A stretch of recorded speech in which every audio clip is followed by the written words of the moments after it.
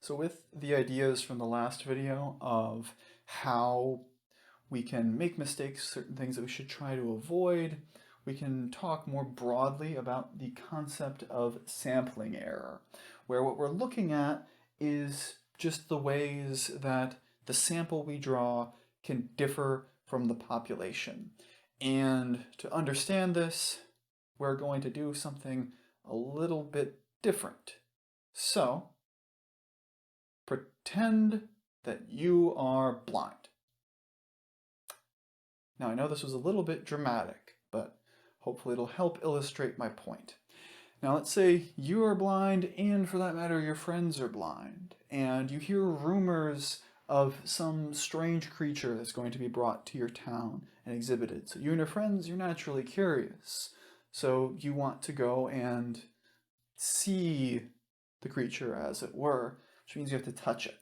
So one of you goes up to the creature and feels around a part of it near the ground, and it's very wide and sturdy and kind of rough.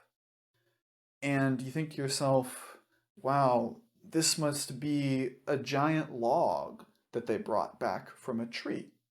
Then another one of your friends goes around and is near the back, and he feels something a little bit fuzzier at the end, and it's a little fluffy. He thinks to himself, oh, I bet this is like a squirrel tail. I wonder if it must be some weird kind of squirrel that's here.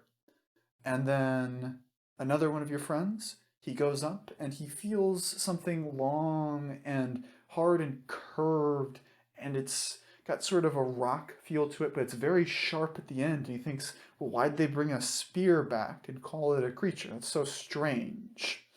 And hopefully, those of you who are thinking about this and seeing the images on here are getting in your mind that if you put all of this together, what you get isn't any one of those things.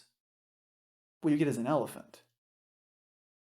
And the point here is that when you're considering a sample, you're considering a piece of the population. By definition, you're not going to get the whole thing. And when you're drawing a sample, you have to be very careful about that sample actually representing the entire picture. Because you don't want to just get a part of it and start drawing some wild conclusions based on that single part of it.